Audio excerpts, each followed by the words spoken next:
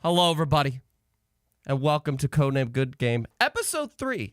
One of my favorite numbers in life. If you watch Kids Next Door, you know why. But today, in Episode 3, funny enough, Episode 3, we are not going to have one guest, but two guests to make the panel 3 people.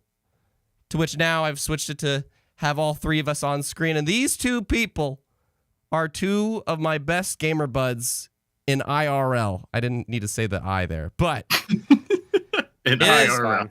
It is my friend, Mr. Titus Malvolio, a.k.a. Michael, as you can see on screen here, and my good bud, Caleb, a.k.a. CB, as you can see on here with his signature hat. And you can find both these guys on... Yes, you can find both these guys on Twitter. I have their handles there. And admittedly, they know I've been kind of like scrounging together this show very last minutely, but you see their Twitter handles throughout the show. I did forget to put your guys' links in the description. But it's fun. Yeah. You guys, I freaking love you, first off. Thank you for being here. We love you too, Love you too, buddy. Yes. And I do see Hyrule and Steffi in the chat. But yeah. Hi, guys. First off, Michael, how about you start? How about you introduce yourself? What are you playing and watching lately? Hello, my name is Michael. It's Mike's Cast _Titus on Twitter. And lately, I've actually been prepping myself for the release of Mario Rabbids 2. So these past couple of weeks, I've been replaying the first game, and I never played the DK DLC. So I've been doing that as well. Oh, that's cool. And been doing a heck of a lot of Splatoon 3 on the side. I'm just madly addicted to that stupid game. Have you been playing that with anybody? Anybody well, important? you actually. Oh, I'm important. You're the most important. Yeah, I've been playing Splatoon 3 with you and with some other guys on another Discord community I'm a part of. Dope. And it's been a heck of a lot of fun. I've already dumped so many freaking hours into that game. It was awesome. Yeah. As far as what I've been watching lately, just kind of on and off all the animes that I'm watching seasonally. We just watched Cyberpunk Edge Runners. Like, we just finished that week or 2 ago. It was freaking phenomenal. Watch that show if you haven't. I'm just going to say that right now. If you like anime, go watch Cyberpunk. It's only 10 episodes. That's all I got to say. Is it 10? I thought it was like 11. Yeah, it's only 10 episodes. Holy shit. Yeah, you can knock that out in 2 sessions easily. I'll do that when Crunchyroll brings Bleach back, but we're not gonna open that can of worms right now. But our guest number 2 is my boy Caleb, aka CB. Hello, sir. Would you like to introduce yourself? And what you've been playing and watching lately? What's going on, everybody? Caleb here, aka CB, or at CB4564 on Twitter and pretty much most places. Honestly, I'm piggybacking Michael a little bit because, yeah, Cyberpunk. Edge Runners, absolutely phenomenal. Holy crap. So much so that I've actually played a lot of the freaking game now. See, that's 2077. Cool. That's pretty I neat popped to hear. in about 40 hours in the last week or so, at least. That's going to have to do with something we're going to talk about. That's dope. Yeah, I mean, it's not bad. Like, it never was. And I've been reminded up and down that, Witcher 3 itself, like, a phenomenal game now, wasn't the best game at start. So it's kind of going through the same paces. But all in all, it's just so much more fun. Aside from that, like, No Man's Sky, I've been diving back into that a little bit. I do really love that game. Caleb, can I ask you a question about that? Is No Man's Sky dangerous to get into? Time-wise, I'm guessing you mean? Yes, time-wise, that's what I mean. Oh yeah, it is. It's as addicting as you would think. Oh god, I've heard a friend of mine play that, and it's cool. He got his mom to play it. I'm just like, I'm staying clear of that shit. Like, I'm scared. Yeah, it becomes the only game that you can play. And Hyrule notices your Konosuba poster in the chat. So there you go. Hey, that's what's up. Yep. Yeah, you both have sick backgrounds. Like, I freaking love it.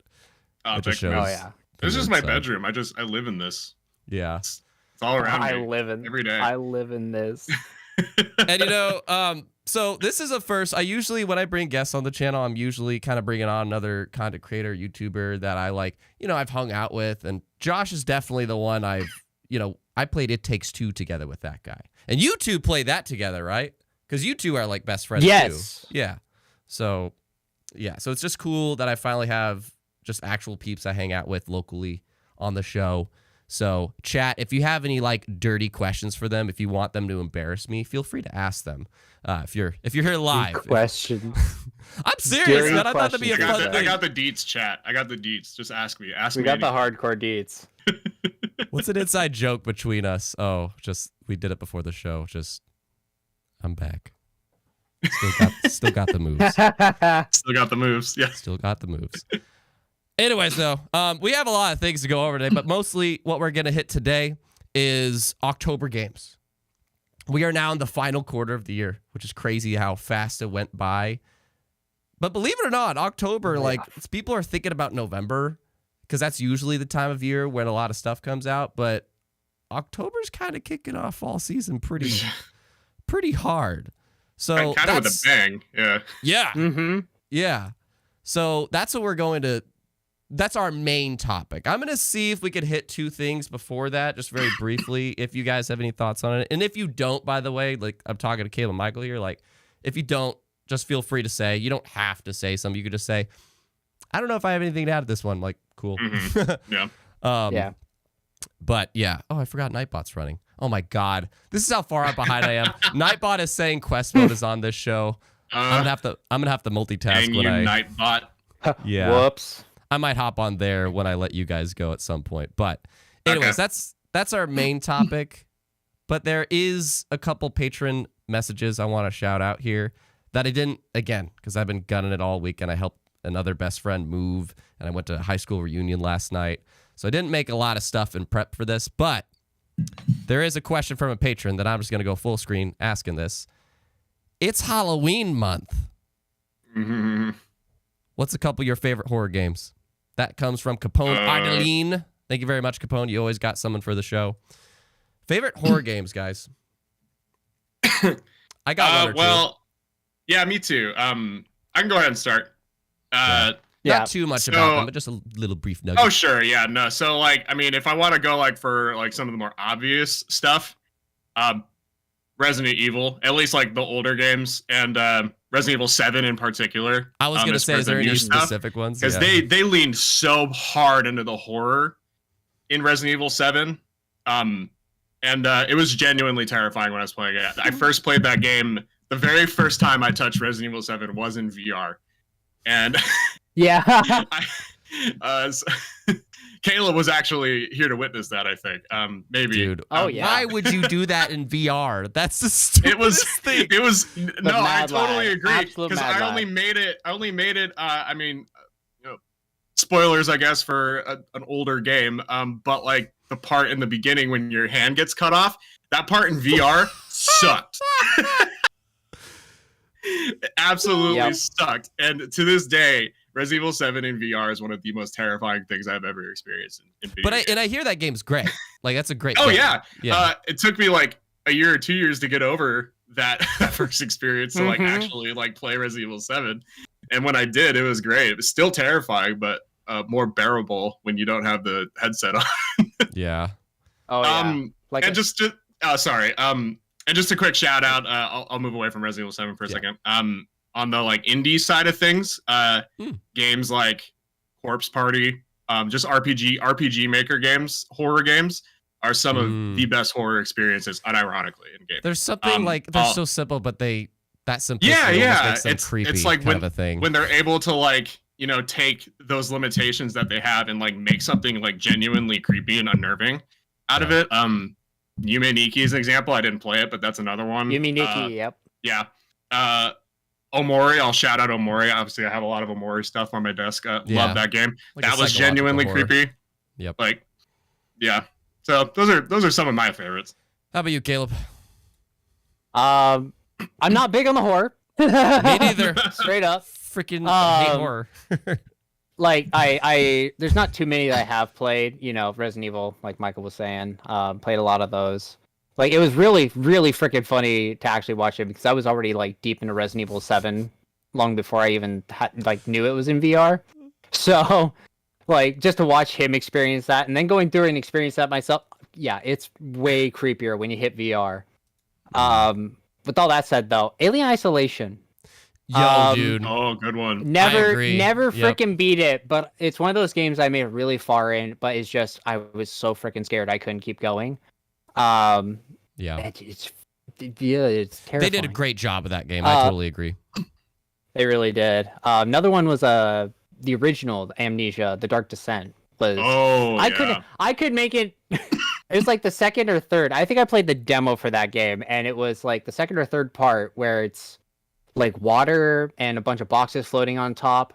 The moment you hit the water, like something invisible starts splashing towards you. I literally hit escape, Alt F4, and fucked off forever. Like, I just noped out of there and couldn't do it. So if can I go with mine now?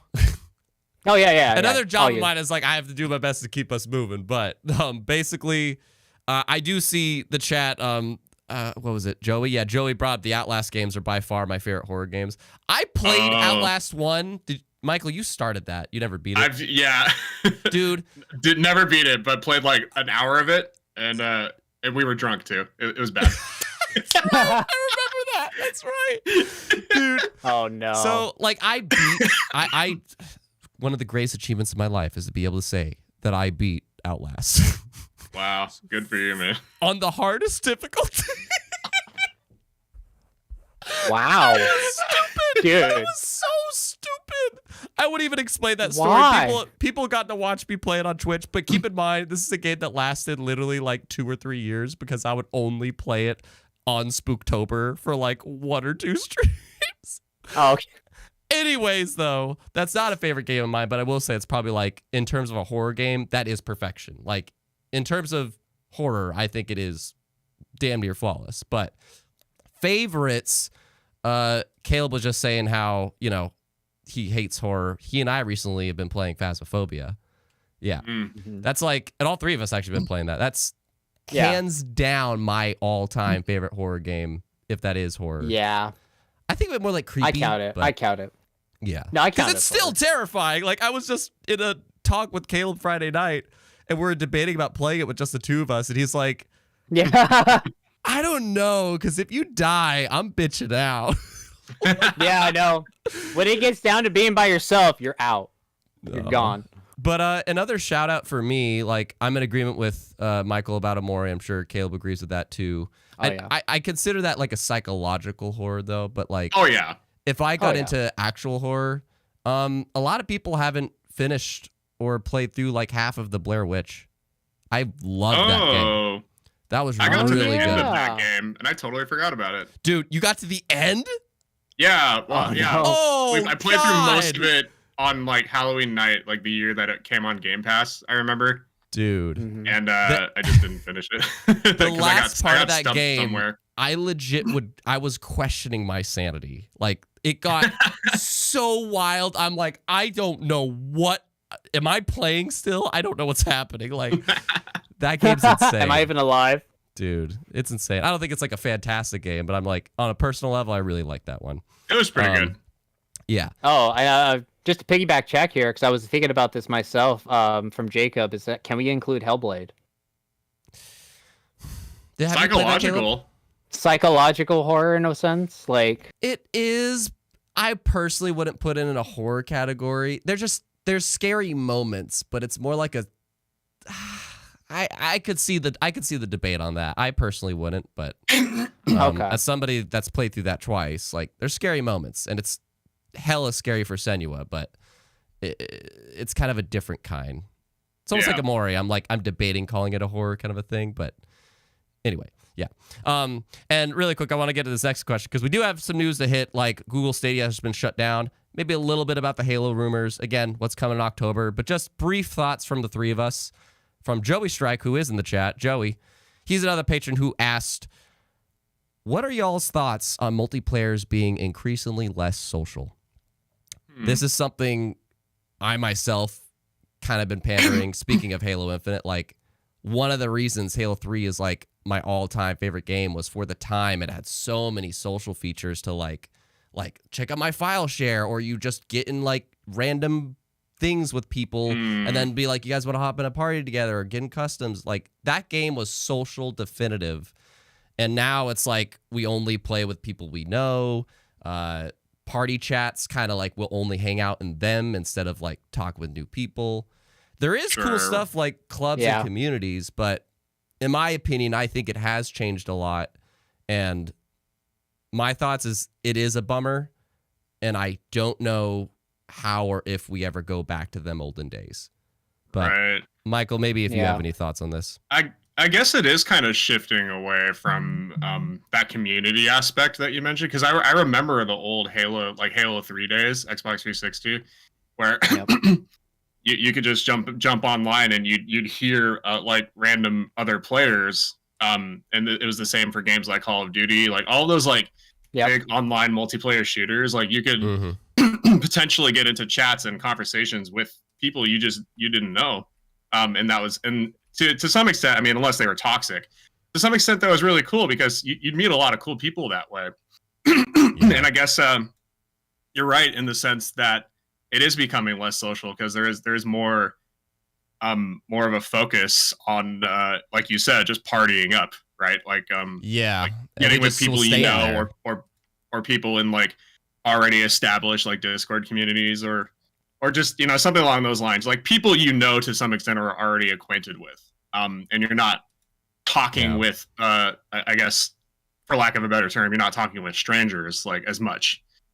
So you're not meeting as many people through games as we were back in those 360 days. And like, I don't know, like it is, I think it's kind of a bummer too. Now that you mentioned it, I haven't really put much thought into it until just now. One of my primary platforms is Nintendo, and as we all know, that their online is not great. Like Splatoon is probably their best online game. Like I would even put it above Smash.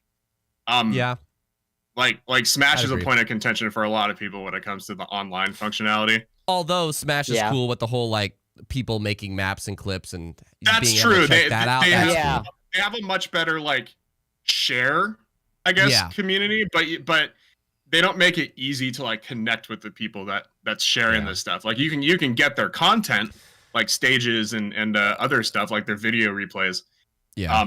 And then in Splatoon, it's more of the same. You can see their community posts like in the lobby and like in the little hub area. Yeah, that's true. The hub. You can't really connect. And that, I totally agree. It is a bummer to witness it. To witness gaming, the landscape of online gaming kind of going in that direction. Caleb, is it a bummer to you? And do you think, is there any idea you have to like, I don't know, is there ways of shifting that? Or do you have any like just things that exist currently that kind of is a way to combat that and meet new people? I mean, it's obviously a bummer, like, because I'm with you guys. Like, I was there a part of, you know, the Modern Warfare 2 days. I was part of there for Halo 3 and Halo Reach. But the thing is, as time went on, I also moved to other games like League of Legends and Overwatch. So I get the idea that competitive scenes and the try-hard mindset, if you want to call it that, it brought out a lot of toxicity in the social space of just being able to talk with other people, which really, really makes it hard. Like, that was a big reason why I got turned off by those games and why it's hard to go to stuff like, I think even Destiny 2 kind of has some of that problem where that competitive mindset, that toxic mindset leaks over to the main game and it just creates a bad environment. I could be wrong about that. It's been a few years since I played Destiny 2. I will say, though, there are beacons of hope out there in the gaming community. Like, Sea of Thieves does get a bad rap every now and then, but the devs try to promote that community side so hard. Fan art up the wazoo. They promote content creators and all this, that, and the other. They hold special events. Like, Sea of Thieves is up there. And like I said, No Man's Sky as well. Like, the Sean Murray, I think, is the creator of Hello Games and all that. He's always retweeting and like just reacting to people playing his game. Like he's sharing that with them, and you see it in the community too. Yeah. It sucks on the whole, but like there's beacons out there. You just gotta find them, unfortunately. Yeah, and sometimes even joining like games' discords. Those are neat sometimes. I love Xbox clubs, even though I don't really use it much. I know it's there, so that's a neat thing. Yeah. There's some ways, but we need to get to the topics. So I'm gonna load in some news here with our special graphic. I don't know why I'm talking like this, but let's get into what's going on this month and maybe what happened this week.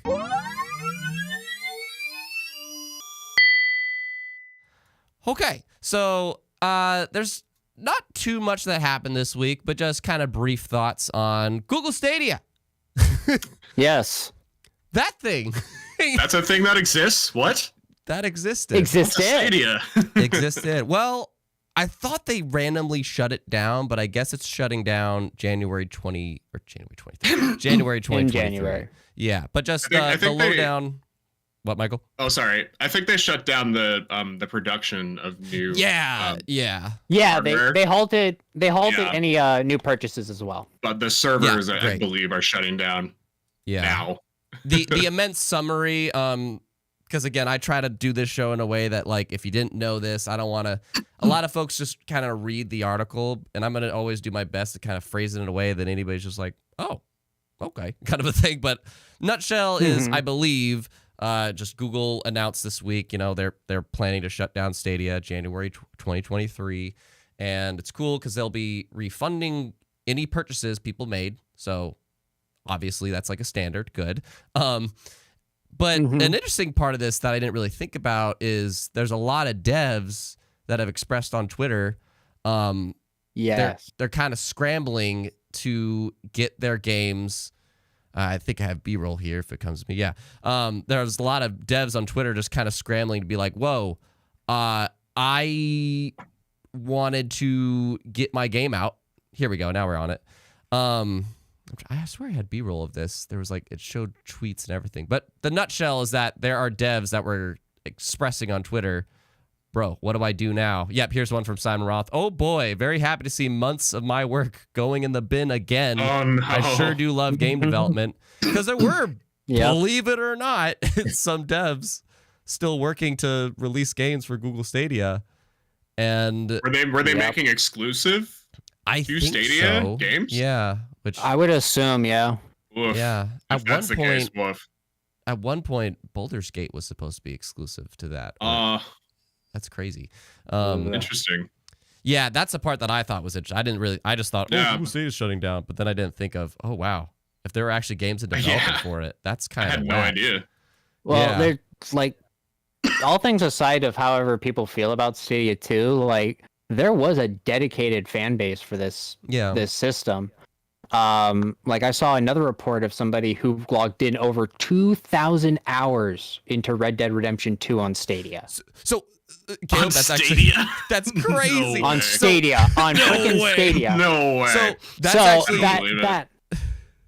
that alone is just oh god. That's so crazy. Yeah, but that's a perfect segue because another thing, I was just trying to see some interesting nuggets about this, whether you cared about Stadia or not, just kind of big picture stuff.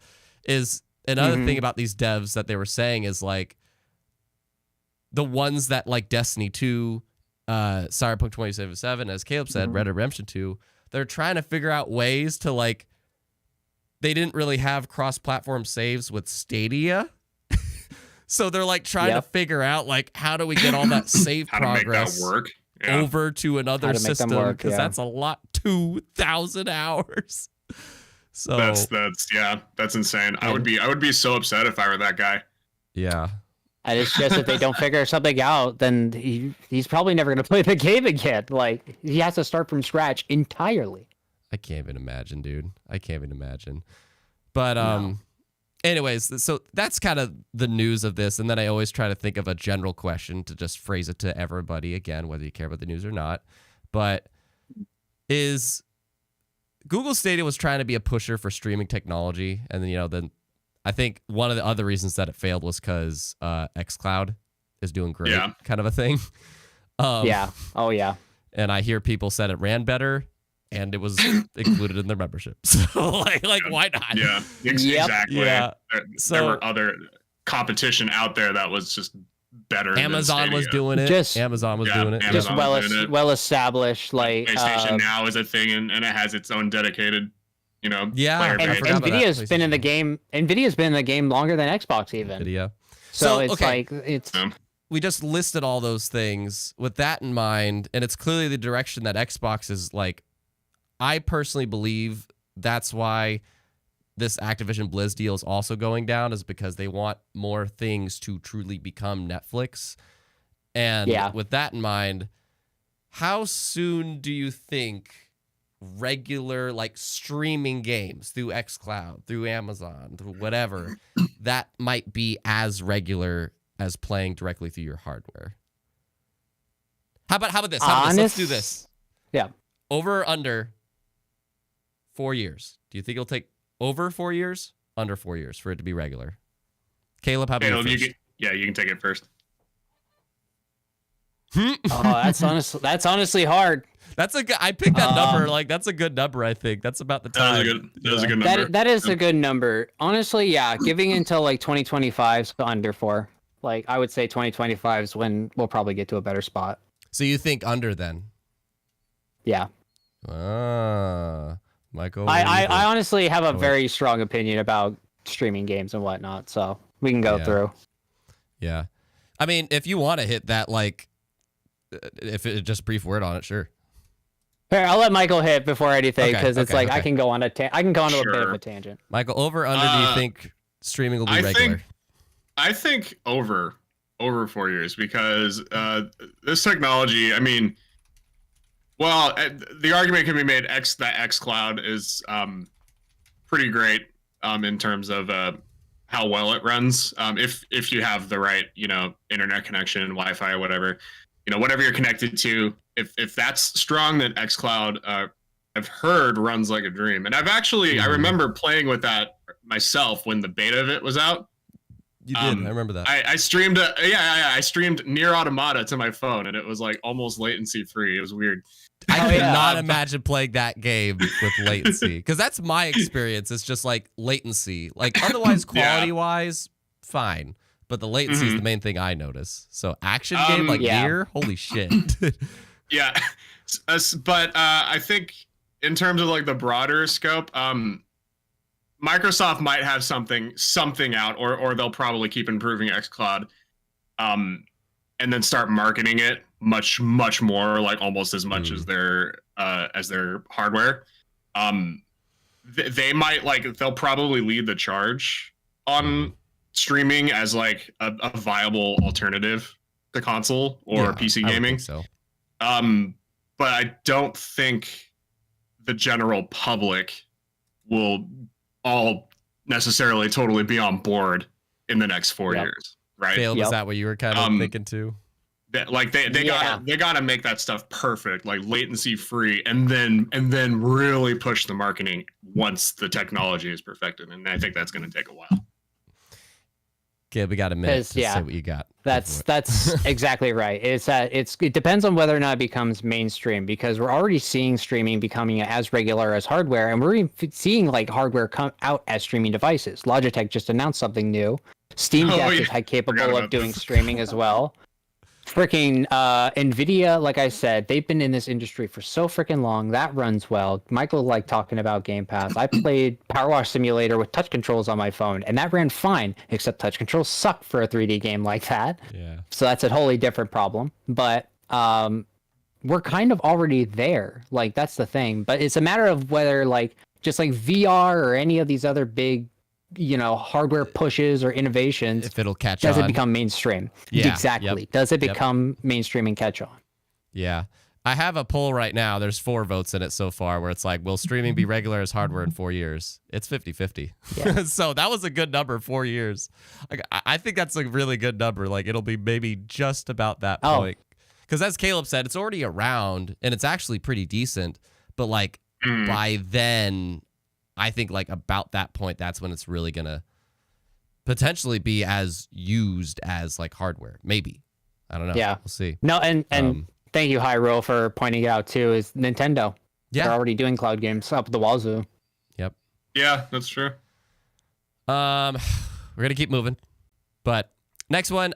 This I would totally imagine I've taken charge on here, but this was I reached out to patrons to see like which topics here might you be interested in, and Joey put a thumbs up on Stadia and this topic, so I thought I'd just briefly bring it up. But the immense nutshell is it has to do with Halo Infinite, which is Microsoft's flagship title. I don't want to talk about the big picture of that too much, but just the plans that this game had, which is pretty much, for those that aren't aware, Halo Infinite, their image of this game was to have it as like a 10-year long game. It was the first ever Halo live service game that like Xbox 343 had in mind. And it hasn't kicked off in the best way in that plan. Had a great start at the Game Awards. It was like the People's Choice Awards. It was a great start, but it wore out very fast. And now that 10-year plan, and these are just rumors. I like speculating now and then. I don't usually do videos on rumors and leaks though, but this is a show that we could just talk about stuff, so why not? But basically, there was a whole thing, like I think I have a source here, where this is a credible Xbox insider, Jez, and it came from him and a Halo supposed insider, Sean W., where the nutshell of what they were getting at is they're going to abandon that 10-year plan. They're going to get Halo Infinite in a solid state that they give everything that they promised, but it's just probably not going to be as big as they intended to do. They're going to cut that project off, though, and move on to have, like, people are saying, like, a Halo Battle Royale game that another studio is working on, Certain Affinity. Yeah.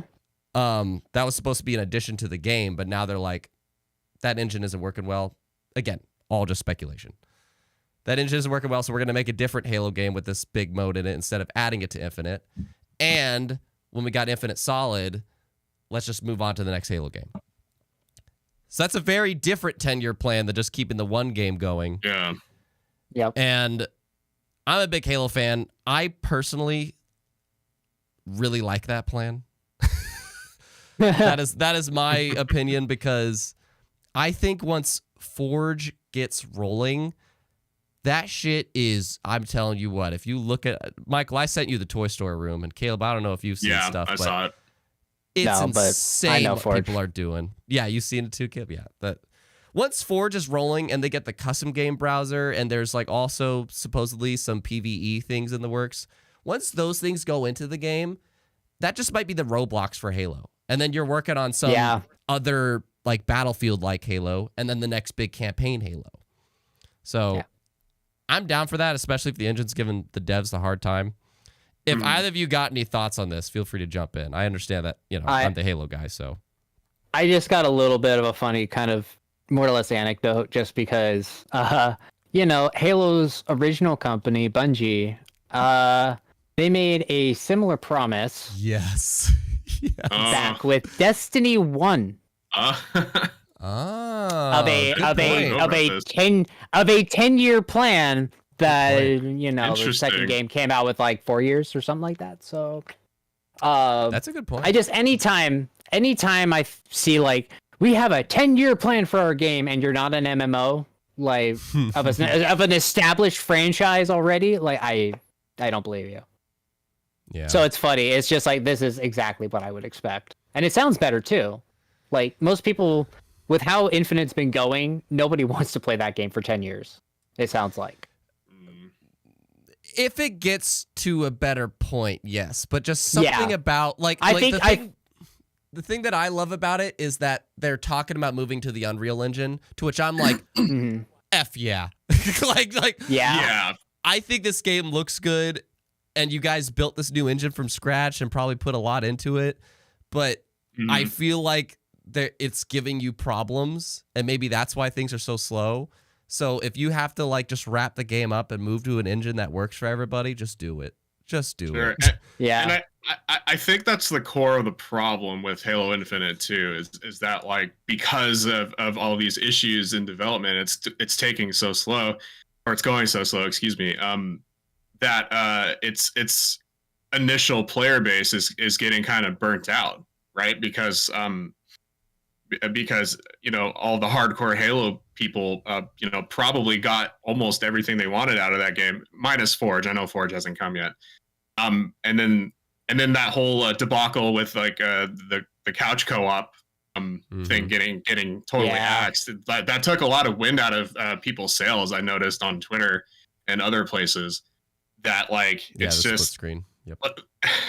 Halo Infinite is such an interesting debate topic as far as the development goes, because I know I'm not a huge Halo guy, but it's so weird, just all the issues that they had, considering it's supposed to be Xbox's flagship franchise. It's their flagship franchise. You'd think Microsoft, Phil Spencer or Microsoft would throw all the budget that 343 needs to make this game what they wanted it to be. And I know that they delayed it, and I'm glad that they delayed it because when the game came out, I don't want to talk too much about sure. Yeah. When the game came out, even in early access, it was really good, and the campaign was great. I was about to point that out. I'm sure the three of us really enjoyed the game, and everybody enjoys the game.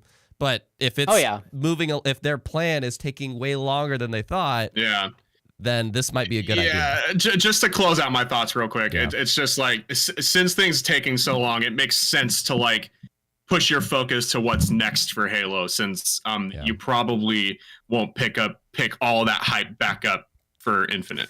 And that's actually a really good point, because some folks speculate how do you revive this game? And and we talked about this last week with Josh and me, and I said something really big to market. And it kind of sounds weird to market something that's been out for a while, but something new that's going to get people more hyped. So, this is and again, this is just talking. This is not Microsoft didn't say this 343. This is just a hypothetical. If this was the new plan, how do you feel about it? So that's. I think it would be smart. That. I think it would be smart. Okay. Main topic at hand, though. October. There's a lot of stuff, and we're already that list right now, past that halfway point. But there's a lot of stuff coming out in October, folks. And I do just want to shout out the results of that poll, where there's 11 votes for the hardware thing. 64% say streaming will be regular by the full year mark. So. Yeah, majority think yes. But so October, next month. Or next month. This month. It's the second. It's this month. It is. My God. We got a lot of games coming out that I feel like there's got to at least be one of these that might interest you. Couple of Game Passers. So if they don't interest you enough to buy, you could try it out. And I think I'm just going to go through 10 of these in release order. And if we have time after, we'll speed run some maybe honorable mentions. But the first one coming out is, I need to get my docket here. Oh, yeah. A little game called Overwatch 2. And I don't think boy, I got some words. Yeah, we're not going to be able to go into deep dive into any of these. So if you just have a hand raised, I guess Caleb wants to jump into this. But yeah, nutshell, Overwatch 2. Oh, yeah. Overwatch 2 is coming out soon. It is a sequel to Game of the Year, I think, was it 2014? It might be in 16. Well, 16. I don't remember. It came out 2016 or 17. It got Game of the Year, though, the year it came out. And it's a lot of people love the first game. I have a friend that plays it incredibly still, even to this day. And 2, just before Caleb jumps in, I'm just going to say, I'm personally happy that the booster packs or whatever are gone, because I hate RNG elements. I expressed that on one of these shows. Loot boxes. Oh, loot boxes, yeah. RNG elements are my least favorite things in video games. Screw you, Yu-Gi-Oh! But the gameplay has always been the hero shooter, and you're going to be able to still have this game with maybe some new additions. Caleb's going to jump into that, though, as a much more frequent Overwatch player. Yeah, Caleb, you're the Overwatch player, so feel free. Overwatch 2, how's it going? Hi. Oh yeah, Welcome and to Nike my pointed out. Overwatch Sorry, 2 it's rant free. corner. It's gonna be a free game. Yeah, so that's kind of it is interesting. free. Yeah, Trust me. This is all tying Trust into me. what I have to say. that has to Hi. do with what he's saying. Yeah. Oh my god. Hi. I need to hear this. My name is Caleb. Welcome to my Overwatch 2 rant corner. Don't go too long. Okay, so yes, no, I won't. It won't. It's just yes, it's free to play. Yes, it's just whatever about it at this point. It's garbage. It's garbage before it's even come out. The whole concept of everything is stupid and it sucks. As a new player, it limits you. Like, it's free to play, sure, but it's like they have 35 characters in the original roster. You have 4 tanks, 6 damage, and like 2 healers. And sure, they're like the starting Which, for people that you before would in the want to. previous game, you had 6 players, right? Yeah. And you could have 2 tanks. Yeah. Okay. Well, no. Like, the pool of heroes you can choose from are 4 tanks, 6 damage, 2 healers out of the original 35 cast. If you're a new player. If you're a new player, okay. Yeah. And you have to grind and unlock 100 battles. It's that free to play model. That is a free to play model. And it limits you because the whole point of the gameplay and the free, like the hero shooter, is that you want to try out all these different characters. You want to play as all these different like types. You want to have a range. It's great that they give you like starting characters that are good for beginners, but it just limits any new player to be just immediately nerfed. And you can't buy into it like a free to play game. You have to play 100 matches. Well, what? You can't buy into it? No, yeah, because I thought I heard something like if you buy the premium pass, it instantly unlocks everybody or something like that. It could be something like that. I think I saw there's a $40 pack or something like that, but it's I think more that or less. I'm not confident in that, but I think that is a thing. I do want to play devil advocate for a moment though, because I do see Nike saying like, "Wait, did they cut out so many people?" What Caleb's referring to? No, is they didn't. They didn't. Yeah. No. They didn't cut out people. It's more so that they have a battle pass system, which if you're aware, it's like a timeline. Just to be working your way through. Sorry, Caleb. Like, yeah, just for total clarity, if you owned the original Overwatch in any capacity, you get all the original heroes. Yeah. Like, if you're a returning player, you're fine. But that's whatever. For new players. The people that played Overwatch 1, they're obviously going to come play back Overwatch 2. But the new people, that's the stuff that grinds my gears. That's the stuff that gets me livid. And what Caleb's referring to is the new people. It's like a battle pass system and like Fall Guys, Halo, whatever. And when you get to like through 3 things, maybe 4, a new character you unlocked. And then another 3 or 4, new character you unlocked. So you're working your way through the battle pass to unlock these characters. Very much multiverses, very much like that. Yeah. Now, my devil's advocate somewhat for this, because I did see in an article, and I'm a new player. So this is coming from somebody that doesn't have, Overwatch experience. It gives you time to associate with each of the characters, in my opinion. Like because you're gonna have to play as that character to get the next one, and then to get the next one. So it's almost like the game's kind of forcing you to get acclimated with everybody. Yeah. So I can understand that, but it's just that's literally Blizzard's reasons for doing this way. It's you unlock competitive play at 50 games. So they have this system in place so that you get acclimated to everything. It's just it doesn't work for this type of genre of game. That's the thing. If they're going for free to play, yeah. Exactly. If they wanted to go free to play and they want to do a system like they did, they need to look to games to like League of Legends or Multiverses even, where they have a rotation of the characters. That's a different thing for me altogether, because if you're playing the game, that does give you a chance to try out the other characters. For Overwatch 2, no, you're locked to the beginning characters to start with. Yeah. That's it. You don't get a rotation. I have a thought about Overwatch 2. I'd like to get out real quick. I'm so confused about the free-to-play model just in general when they announced that. Because, correct me if I'm wrong, but didn't they market some sort of a story mode into? Am I crazy? It's coming. I think it's going to be like season 2. It's not coming at launch? Oh my god. Yeah. That might be the $40 thing. They might be doing a Halo Infinite thing where multiplayer is free, but you pay for the campaign. I remember something like that being announced long ago. Maybe I do. I remember when the game was announced. Yeah, and we're doing a big story mode. they haven't abandoned plans for it. I believe they have said it's coming 2023. Like they're gonna have PvE stuff in 2023. So yes, and a whole story mode with all the stuff. I'm very curious about that. That'll be really cool. Oh yeah, with those character designs are so cool. It's like a freaking DreamWorks or Pixar movie in game form. Yeah. But I just say too, like, just to close my thoughts, I'm not saying any of this to be like antagonistic towards Blizzard and all that. Like, I love Overwatch. Like Michael said, the characters, the world, I'm so ready to play that PvE mode. I'm just so livid at the multiplayer side of things right now.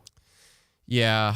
And okay, my final thoughts is just basically and I didn't even lay over the B-roll, but there's, you got 3 new characters, you got probably new cinematics or whatever, which you can just find on YouTube, so whatever. But Overwatch is a very acclimated game that and that's probably why a lot of people are shouting about this. It's why a lot of people shout about Halo, and it's because it's a big game. A lot of people love it, and they don't want their baby to get hurt, and they don't want new people as well to get hurt either. And so there's some changes. I encourage you to look into it, though. I'm probably still going to try it out, even though October's crazy, so I say that. It's free to play. Might as well. Like, I'll probably try it, and I'm not a big Overwatch guy.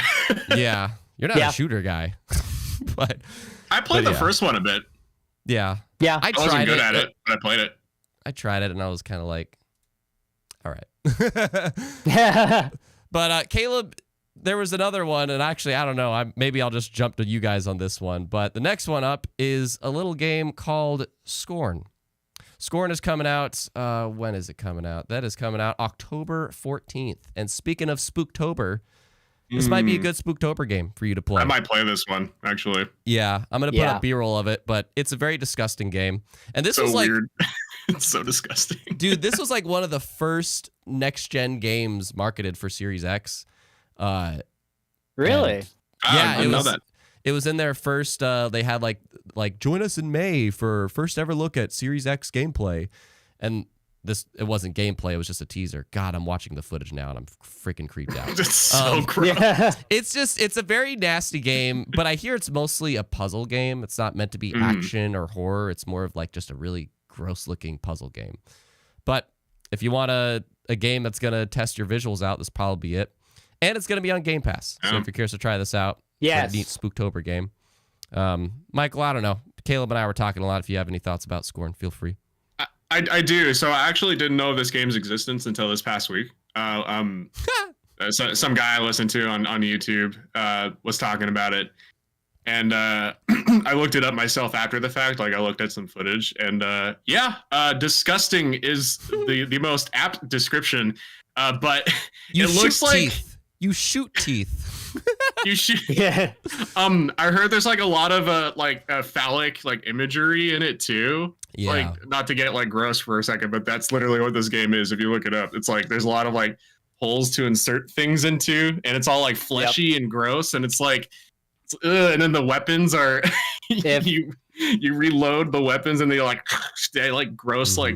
Just to give people an idea, if they know, is Scorn is heavily based on H.R. Giger's work. Basically, the guy that made the Aliens movies. Shoot! I didn't know. So that. if you know of Aliens, Prometheus, any of those movies, and you know of the aesthetic, that's Scorn. Yeah, I think it has. From what I've seen of it, I think the atmosphere is there, like this spooky, unnerving. I love the this is an atmosphere oppressive world that you're in. Yeah, the atmosphere is like probably my favorite thing about it. Like I love they sold me on an overview trailer with the phrase that you have guns, but this isn't a shooter. That's so interesting. Like, it's fresh. Like the concept is very fresh, and it's a good like October game. And I think I'll probably play it if it's on Game Pass. I hate describing it as fresh because like freshly organic. Freshly organic. Gluten free. The concept is new and interesting, and I've never seen it before. Is that better? Yeah. Yeah. Oh wait, Jacob, did you know that Scorn originally was a Kickstarter from 2015 to 16? That's true. I didn't know that. That'd be freaking dope. Now I gotta look this up. I had no idea. I want to keep moving though, because I know we spent a lot of time on the Overwatch thing, so I want to keep going. But holy crap! Sorry, it was.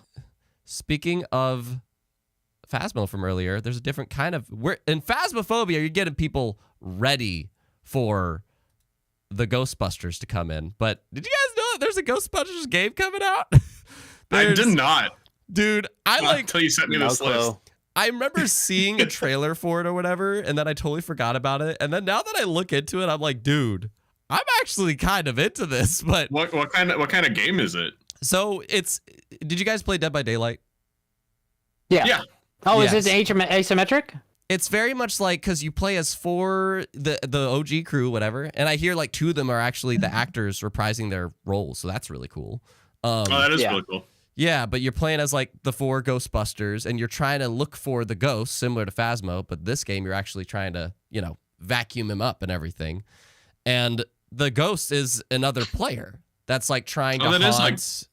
It is like Dead by Daylight. Yeah, very much Dead by Daylight, but like Ghostbusters. And I'm like, that's interesting. That's a really cool concept. I don't know. But that's coming out, I believe, October 14th. So same day as Scorn. So October 18th, it looks like. 18th. Yeah. 18th? Okay. Yep. Thank you guys. Yeah. So I don't know. This could be a fun game to play with peeps. I don't think it's a Game Passer. So if you're into it, have to probably buy it. But yeah. I don't know if any comments on that, but I just think it looks fun. I just wanted to mention it. No, just didn't know about it until you brought up the list. The next one on this list, I want you to gush to me about because I've never played the first one. So I was about to say this next one is very much my game. Yeah. It's Tony's Corner. You have the floor, sir. Well, basically, this next one is A Plague's Tale Requiem. Plague's Tale Requiem comes out also October 18th. And I've told people that I didn't play this game when it came out. A Plague's Tale Innocence. That's right. The first game is Plague's Tale Innocence, which I believe is still on Game Pass. God, I hope it is. Up until this game comes out, at least. But basically, this is a game I was hearing a lot of people were loving when it came out. And it was one of those sleeper hits. And I just finally told myself, like, this year, okay, let's hit some stuff on Game Pass that I've always wanted to at least try out, that I've heard good stuff about. And I'm here to say, like, in my top 5 older games not released this year, Plague's Tale Innocence is one of my favorite games that I played this year. And so this sequel, if I saw the trailer for this game, I probably would have been freaking out. Like, frick yeah, we get to get more of Amicia and Hugo. Yeah, Hugo. Amicia and Hugo. So basically, if you don't know what the game is, you're playing as Amicia, who's like a big sister to her little brother. And you're playing in, like, I don't want to say medieval times, whatever, but just this period that's, when people were using their armor and swords and stuff. But it's in France, and Hugo is somehow involved with this big plague. And I don't want to say anything more than that because they actually have some surprises with you. But your little brother, this innocent kid that you want to protect, that behaves like a goddamn kid all the time. He'll do stuff that kids do that frustrates you. But your goal, it's very much like a Last of Us. This game is clearly inspired by The Last of Us. You're trying to get your little brother to safety and try to figure out, like, why are certain people after him and what's his connection to all this. As, like, there's all these rats that have really interesting stealth mechanics, like stealth puzzle stuff. And that's something else I feel like this era is lacking a lot on. I need to figure out how to condense my thoughts better. But it's like a 10-hour game. I highly recommend it. And then the sequel, it looks like they're trying to up a lot of things that they had. It's going to up the ante a little bit. Yeah. I'll shut up. I don't know if you guys have heard of this game at all. Or I've seen a little bit of it, and it's very awesome looking. It's a very interesting concept, using fire to, like, disperse the rats. And there's a lot of cool mechanics to it. It makes me sad because I was looking it up. It's not on Game Pass anymore now, so it isn't. Damn. Yeah. Would you categorize the genre as, like, adventure puzzle game or stealth puzzle? Maybe stealth puzzle. Definitely stealth. Like, because you're very rarely ever, like, just going up and smacking fools kind of a thing. You always are trying to get the jump on them and to, like Caleb said, use certain mechanics against the rats and stuff. Like, I just wasn't sure if there's any, like, I don't know, combat elements. Yeah, to it. there's sometimes, but like when you do the combat, you just have to be really careful how you do it, kind of. Oh yeah, okay. So very much a stealth adventure action game. But yeah, look forward to this. One of my most anticipated games of the year for sure. Okay. What was the next one? Oh, Michael, you want to take the reins of this next one? Sure. Now it's your floor, sir. Guys, My turn to October gush. 20th, there's a game coming out that Michael, I'll just let you take it away.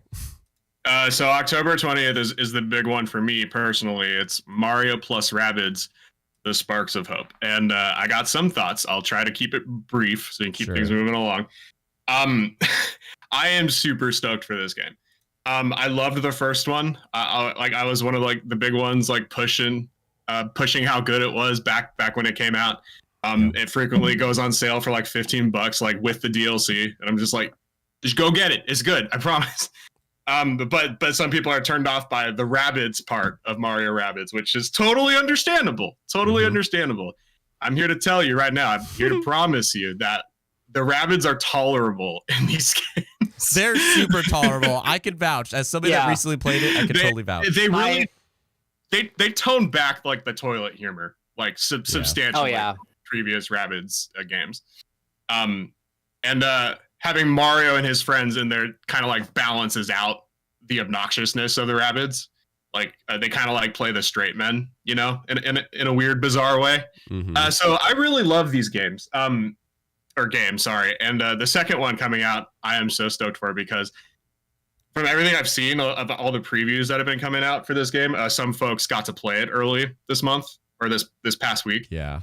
And impressions are really good. And I'm noticing all the like improvements they made to the combat, all the footage I've seen. The one I was hearing, if I could just say this really quick, is they're like, this seems like this makes Battle Kingdom, the first game, seem like a prototype. Yeah, it does because like, the dude, first you can't say that. Oh God.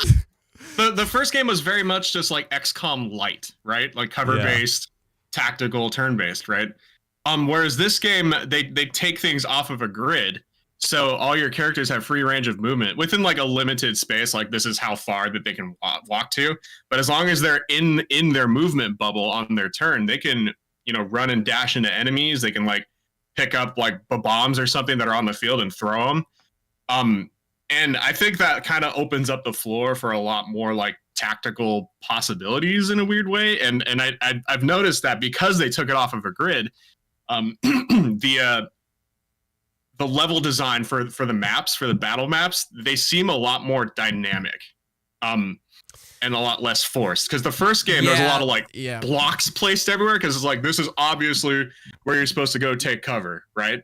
And it kind of like sort of looked out of place. It's very, very square like design just because it's on a grid. And as far as I know, in this game, from what I've seen, I think you find enemies in the overworld and you run into them, and it starts a battle and you get transported to another map. So the maps aren't like ingrained into very the world much like they were in the first situation. Yeah, exactly. Yeah. And I think that kind of opens up the door a little bit even more so to like let the developers have more fun with like the map design, right? Yeah. And I'll wrap things up here soon. But I just wanted to shout out that the production quality with like cutscenes into dude, the cutscenes are great. Like these games are like unironically kind of sort of animated better than Nintendo animates these characters, dude, except maybe like Mario Odyssey, but like it's so funny when they give these characters to other third-party developers and they just kind of like go ham with like animation quality. I think the best I've seen Nintendo do with it is Luigi's Mansion 3. That's probably that wasn't even Nintendo. That was Next Level Games. Yeah. What? That was Nintendo can't animate their own characters. Well, they can. It's not as good. Yeah. And just one little final shout out is that apparently they added voice acting to all the Rabbids. Like all the Rabbids like voice full dialogues. It's not just like the blah like they usually do. And that's really bizarre. And I've heard some clips and I'm just like, I don't know if I can ever get over that, but it's funny. Like Rabbid Rosalina screams yeet whenever she throws something. No, she doesn't. No, she totally does. Holy shit. Oh no. I'm super excited for Sparks of Hope. I cannot wait to play it. And I as somebody that recently played the first game, like I can vouch. It was a game that you didn't think would work, but oh god, it really worked. It was it's good. Somehow. And a particular element I'm seeing, by the way, is just it looks like Mario doesn't always have to be the main character. He doesn't have. That's a good point. He does not have to be in the party. Which in the first game he always was, for reference. Perfect change. That's an awesome change. I'm super excited about that. Also, Bowser being in the crew is fun. Bowser being in the crew, and I like the new Rabbid too. The new Rabbid girl, she's cool. Brief note here: October 20th, October 21st, a game both of you have hammered on me for so long to play. Yeah. And it's coming on Xbox and Nintendo Switch. Persona 5. And PC. And PC, baby. And PC. Dude, it's going everywhere. Yeah. But I don't think either of us need to really go into too much depth. It's coming to other consoles. If you love JRPGs, this game is so worth your time. Yep. Did we even say the name of it? Persona 5 Persona 5 Royal.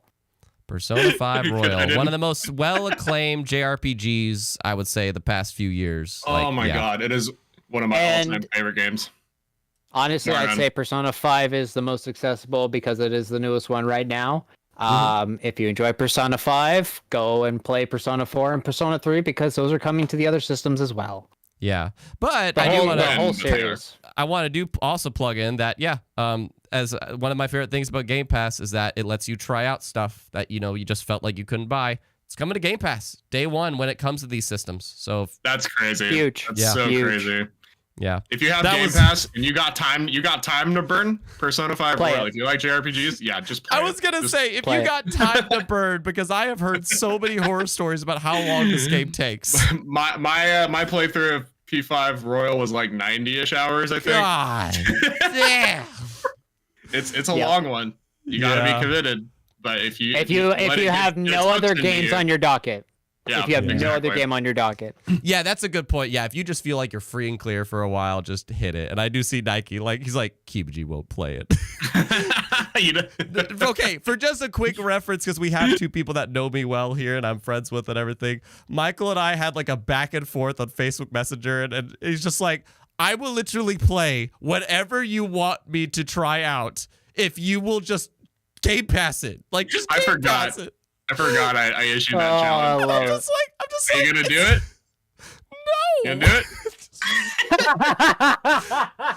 Look, we'll get to this later. There's kind of a big picture end topic. This show's going way over an hour, but just basically, it's a long one. I want to play it, but there's just so much other stuff to play. There's just a lot of shit to play. That's the nutshell. And Nike says, it's too long, as he says. It's hard to jump into anything that's over 30 hours for me. Even that. But I totally, but still, if somebody hasn't played it, though, for sure, if you got the time and you feel like it, or if you're just craving a JRPG, there you go. Yeah. But coming out on the same exact day is Gotham Knights. I don't know if either of you have anything about this, but I feel like everybody has played the Arkham trilogy in some sense, whether it was just Asylum, just City, just Knights, or all three, or variation. A lot of people have acclaimed the Arkham games as next to Spider-Man, the best superhero games ever. And this isn't by the same studio, but Gotham Knights is very much a spiritual successor to those games. It is by the same studio that handled Arkham Origins, I believe, which isn't the same studio that did the trilogy, but I heard, the game was good, kind of a thing. Not quite the same acclaim. Yeah. And this is a next-gen exclusive, even though sometimes it might not look it, but still, it's coming out. I don't know if either of you are playing this. I'm probably not gonna. This is one of those things if it was on Game Pass, maybe, but yeah. Yeah, same. The concept of multiplayer is cool, and it's if it's on Game Pass, that'd be great to play with buddies, do a Back 4 Blood type situation, or I didn't even know because it's 4. Yeah, because it's the 4 Bat family. Like technically, it's a sequel to Arkham Knight because it's. I hear it's Then after supposed that- to technically be, yeah. Because there's no Batman anymore, and it's just the 4 Bat family members. Dude, spoilers. I'm just kidding. Is it? Hang on, somebody might need to double because Jacob says it is Rocksteady. I thought they were working on Suicide Squad. No, this is not Rocksteady. Rocksteady is working on Suicide Squad. That's 100%. That's what I thought. Yeah, that's what I thought. I got no thoughts one way or the other on Gotham Knights, if I'm being honest. I kind of fell off the Arkham games. I never played Knight. I wanted to, just never didn't have the time at the time it came out, or I don't even think I had the right platform when it came out. And I just kind of missed that boat. But I loved Asylum. I loved City. But if it's not Rocksteady developing this one, I don't know. I'm open to seeing people's impressions on it.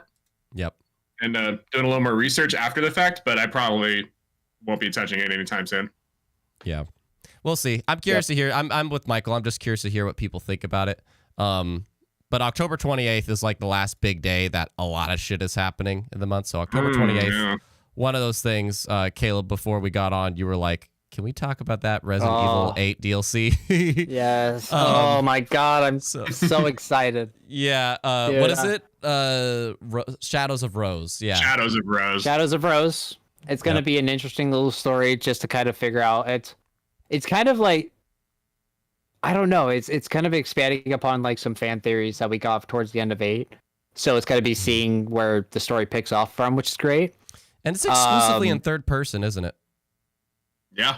The I think DLC it is. The Shadows of Rose part is they're making a third person mode for the main campaign. There you go. Yep. Which is so cool, by the way. That's great. I'm literally going to play the game just for that. I'm gonna lose my stuff with Mercenaries because that is some RE4 level like insanity. Being able to play some of the villains there, like it's just a full package. It's a nice little bundle of DLC, and something we figured out too today. It's also when they're finally freaking launching Reverse, their little competitive multiplayer thing that's gonna die by the end of next year. So it'll be fun. If you played. Keep in mind, if you do own Resident Evil 8, you get Resident Evil Reverse for free on October 28th as well. So just for anybody if you want to try it. I know I will for the giggles and shits of it all, but yeah. Yeah. Oh, I'll just add real quick. Yeah, because you played Resident Evil Village. Oh yeah, and I loved it. Like it gave me such RE4 vibes that like perfect. That being said, with the Shadows of Rose, when this DLC was announced, I was actually surprised that we were getting like some sort of like epilogue for Rose like this soon. Because I mean, it's spoilers for Village. I'm sorry, but the DLC is literally called Shadows of Rose. If maybe you don't know who Rose is, I won't elaborate. Don't give context to who Rose is. Yeah, I won't elaborate on who Rose is, but like it was just weird because I thought that this story was going to happen in a sequel in the future. I didn't realize it would be DLC. So it's actually really exciting that we're getting something for it this soon, and it's coming with third-person mode in the main game, which is so dope. That's so dope. That completely changes the dynamic of Resident Evil Village, and it gives you a great reason to replay it. That is dope. 100%. 2 more games to go through. Here, Tony, just because I see it on the list, either of you played Modern Warfare 2 back in the day? Extensively, at all? Care? Caleb, you had me passively. ready. You had me at hello. I was literally, you got it. Modern Warfare 2, I did, that was really the only COD game I played a lot, and Black Ops. And then after Black Ops, I just kind of fell off. God, Same. Sorry, I'm like rolling the gameplay that they showed at Gamescom, and I'm like, this snippet visually is great. But it is so pretty. Oh my God. Yeah, but October 28th, not only is the Rose DLC coming out for Resident Evil 8, but also Modern Warfare 2. And a lot of folks, I know my community, I don't see too many people talking about COD, but it's still just a worthy, like, that's a bigger game coming out in October. And the next it's an iconic game. It's an iconic gaming story. Like, if most people that were on the 360 know that story and could make memes about it all day. So, well, and it's a reimagining of it too. Like, it's not just a straight remake. A one for one. Yeah, because 2019's Modern Warfare, I heard, like, got great reception for its campaign, especially. So this is a sequel to that campaign. So it might have some things similar, aka our boy Ghost is back. But yeah, I love Ghost. But I'll be curious to see. This is kind of a notable thing. Where it goes. This will be the potential last COD before they all get added to Game Pass. The next COD, they're taking off next year. They're taking off next year, so this is your last mainline COD release for a while. So that's another thing to know. But yeah, the next COD release after this one will be Game Pass, and if you hold out long enough, you might believe it. It's coming out this year if you want to buy it. But It's if you coming. wait long enough, it'll probably come to Game Pass. Right. The rest of Anyway. them. Yeah. So I didn't think like the three of us particularly would have too much to say on this, but there is PvE stuff that they're adding, and I love that. I love hearing that they have some co-op stuff that they're adding. So welcome addition. Yeah. And finally, on that same day, October 28th, you got Rose, you got COD, and you got one hot ass thought, which is Bayonetta 3. Popping in for the third time. Bayonetta 3 is coming out October 28th, and I would argue this is one of the most anticipated games of the year in terms of like how long we've known about this thing and not have gotten a single word. Yeah, but it's finally here. So it's like one of the holy trinity of like early Switch games that were announced. Came out. Yeah, one of the holy trinity is finally here. This, Metroid Prime 4, and Pikmin 4. Well, Pikmin 4, that was just freaking interviews like, oh yeah, we're working on it. But they never did an actual announcement for it or anything. It was Shin Megami Tensei 5, not Pikmin 4. I was thinking you were talking about Breath of the Wild. Announced to release. Announced to release, yeah. Anyway. Okay. Anyways, though, but yeah, I haven't, I don't know if I've told you boys this, but I've never actually played any of the Bayonettas, so that's the thing. But well, here's Michael, a shock to you, Toady. I've only played one. Okay. I figure I know, Michael, you've played both. Yes, I have played one and two. Is there any neat stuff about this? Chain. Is there anything neat? Yeah, and Astral Chain from the same developers. Platinum Games, everybody. Yep. I did hear like a new mechanic to this is like you can summon demons and fuse with them. That sounds kind of cool. Yeah. So they so in Bayonetta 3, as far as I can tell, they kind of dialed Bayonetta 2's mechanics like up to 11 and then added more on top of that. It looks insane. So yeah, there's a mechanic where you can fuse with I guess the demon that Bayonetta like houses in herself, like the one who like possesses her. So you can fuse with that, and then that opens up more combo potential like in her attacks. And then on top of that, you can summon like third-party demons, and then use them to like have freaking kaiju battles with like super large enemies, and you can like control them with like her dancing, or I don't know. It's like I watched that gameplay overview like 3 times, and I couldn't tell you like exactly how it all works because it's so like bombastic and crazy, and I just want to get my hands on this game because I love Bayonetta. I love this franchise. I think that character is great. Like she is like one of my all-time favorite. Like I guess she's a Nintendo character now. Yeah. I mean, basically a partner Nintendo character for sure. Yeah. Yeah. I got a neat what if for you, Michael. In terms of Nintendo next month, if you only could have one, is it Sparks of Hope or Bayo 3?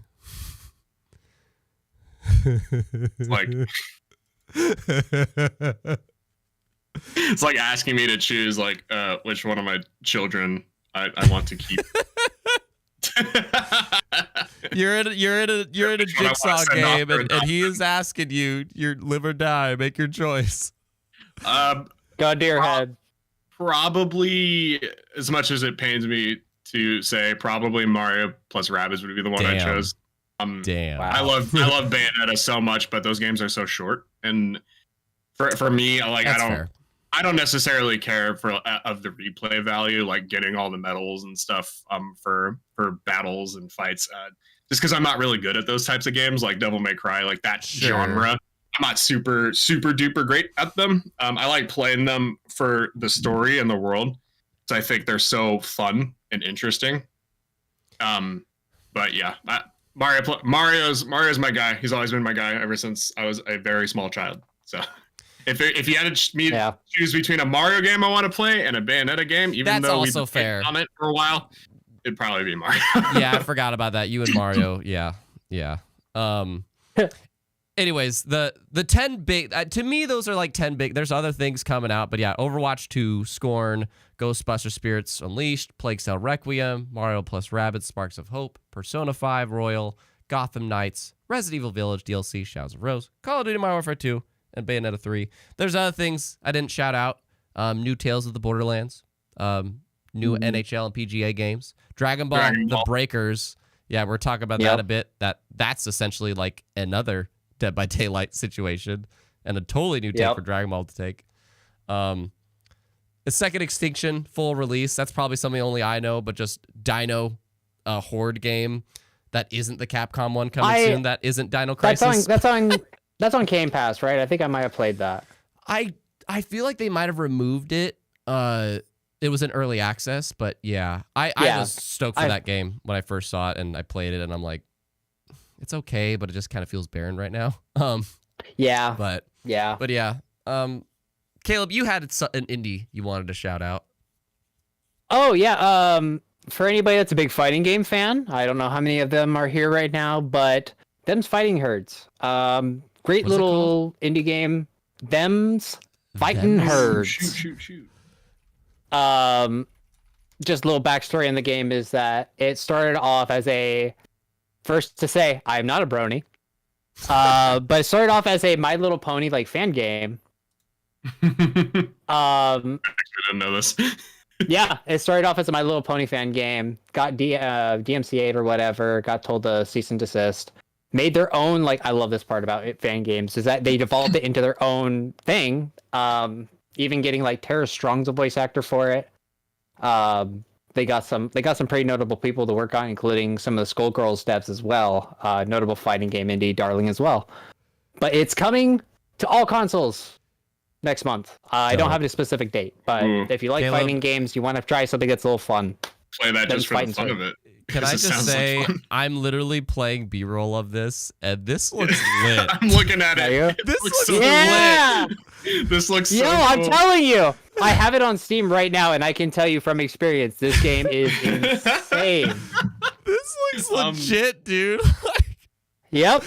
I fucking love this game, man. Okay, I know you want to like move on to the last part of the show. I want to shout out another game real quick. I want to shout out Hyrule Link Warrior in the chat just reminded me that the port for Nier Automata is coming to Switch this week. Yes. And that just a super brief like thought on that. I had heard from reviewers that apparently they nailed the port. Like they optimized the heck out of it for Switch, which is crazy to me considering how graphically intensive that game is. And it's like native platforms. It's not a cloud game either, is it? It's not a cloud game. Yep. Yeah. So why couldn't they do that for Kingdom Hearts? Square? Why couldn't they have done that for Kingdom Hearts when it's a PS2 game?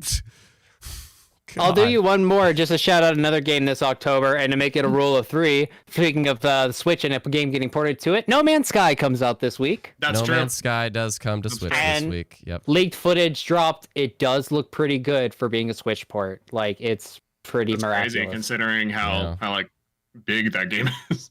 Yeah. Okay, and Tony, I do have to apologize. I need to be right back. I'm so sorry. Okay, you're good. You're good. So those are some anticipated games for October. We have one Patreon shout out I want to give, but also in the chat, please at Samurai Kibiji if you have any neat little things. Maybe we are way over our usual time, but we also had 2 guests this time around, and we're gonna play a good game. So stay tuned for that, where it's gonna be the 3 of us. But the Patreon thing, and also, Michael, do you think? Never mind, I'm not going to shout out. I'm gonna find out when he comes back. I'm just curious if Caleb like went with his headphones, basically. He probably did. Maybe. Oh wait, I'm seeing Nike. They did Kingdom Hearts Dirty, but I heard Nier looks amazing. Yes, and yeah, Jacob, GoldenEye 007. That's coming to Xbox and Switch this month, so that's also cool. That's this month? What? I thought that was next year. What? I believe it's this month. Wow. That'll be. Let's do the time warp again, sir. I had no idea. Where am I? I'm in the Twilight Zone right now. GoldenEye is coming out this month. It's crazy. It's crazy. Okay. That's why I'm saying October's insane. Like it really is. Like I can only think of like 3 games off the top of my head for November. And then I'm looking at this list for October. If for me, like I know you're playing Mario Plus Rabbids Sparks of Hope and Bayonetta 3. Is there anything else that's coming out this month that you're playing? This month? Yeah. I'll probably check out Scorn. Okay. Yeah. Me too if I find time. I think I'm definitely playing Plague Tale Requiem. That's definitely my October game. For sure. I'm definitely gonna check out Scorn as well. Maybe that'll be a Spooktober thing. Good thing to do too. And I'm gonna try Overwatch. And notice everything I listed, they're all either on Game Pass or are free because your boy's frugal. But and your boy's still working on Elden Ring. I was gonna say, how's that Elden Ring run going for you? It's not going, but wait, Jacob, question. What was your first game where you ever simped for a girl? Oh, Caleb's back. Yeah. Oh, hi, Caleb. I don't know if simped. I'm not thinking of like had a crush on simped. Does Princess Peach count in Mario 64? Because I feel like even as a kid, I was simping for that. I wanted some of that cake. I wanted some. It looks so delicious. I wanted some of that cake. I wanted to save that girl so I could have that cake. She promised me a cake. I wasn't ready for that. I wanted some of that cake, even as a kid. I can't think of any video game girl I just straight up like simped for. Because like Bayo's hot, but I'm like, I just acknowledge she's hot. Like Aqua from Kingdom Hearts, I guess. Yeah, I'll just go with Aqua from Kingdom Hearts. Who's the one that you're like, I must protect at all costs? Yeah, but that's different. I consider simp like where you're just like yeah, I was gonna say the old cartoon, the eyes and tongue come out. Yeah. Ooga. Thank you. Ooga. Oh my god. I'm gonna just go with Aqua from Kingdom Hearts Birthday Sleep. Yeah. Caleb, you got one? Oh no, I can't think of my first one. I can't think of my first one, but Daisy, if we're gonna piggyback Michael's idea. Peach. Sure. You two are literally the Mario Brothers. Okay. What can we say? Our shout out. Let's go. Let's go. Our final like Patreon shout out, and this comes from Manuel, who is like long time Kibi Crew supporter. Oh yeah. And he jumped in with a question that's kind of a deep one, but I don't know. We could hopefully try to wrap this up decent amount of time. But how many hours are too many hours to dedicate to gaming on a weekly basis? I know everybody's different. However, if you could put a number on it, how many hours would be too many for gaming to be detrimental to an individual's health? Thank you very much. Love you, Manny. Thank you so much for the topic send in, sir. I hope you catch this. And great question. It's a very controversial question, I think, because it just depends on what one might deem healthy. But yeah, like when you play games, depends on who you are, how much time you even have, how much free time you have. Yeah. Well, and something I've acknowledged this year is like, go ahead. Something I've acknowledged with me this year is like, I just haven't been that social much, and it's especially because I'm just like trying to get through so many of these things, and that's something that does bug me when I like thinking like, damn, I'm just spending all my time having fun. I am, but it's like, right, man, sure. I feel like I could be doing other things to kind of better me better, I guess. Yeah, but being Right. quote unquote gamers as we are, Yeah. it can be, this hobby can be kind of suffering in a weird like masochistic way, just because, like, especially if you have every platform like I do and like Tony does, and but in the Michael, gaming you landscape. in particular, I want to shout you out because like you buy a lot of like new titles every year and you play essentially all of them. Like Yeah. Good majority. And I'd imagine that takes a lot of time. It does, and admittedly, I don't have a whole lot of free time because I do work a full-time job with, you know, sometimes overtime. So it's like, I guess to answer the question, if you're someone like me, who maybe only has like 2 to 3, maybe sometimes 4 hours at home before I have to go to bed, I think if I were to put like 20 to 30 hours somewhere in that window just for video games in 1 week, I think that would be detrimental, because then I wouldn't be having enough time to, you know, take care of my dogs or eat healthy, you know, make better life decisions. Yeah. You know? If I had like an exact number, I think like 15 to 25 hours is probably a good area. And that's still a lot of time, but I'm considering like the weekends. You know, the weekends you might have like 4 or 6 hour sessions, you know? But as Michael said, maybe having like, you know, an hour or 2, sometimes maybe 3 on the weekdays. But I think it's more important to like balance out other things, I guess is what I'm thinking, you know? Like go touch grass, as it were. Yeah, touch grass. Make time for other stuff. Like, because, I was saying I'm not proud of it too much. Like, I haven't been visiting certain people that I used to. And just try to remember to make the time for other things and just don't make it all your time is kind of my answer to that question. Just you find that good balance between life and gaming. Yeah, I'd say 15 to 25 hours. How about you, Caleb?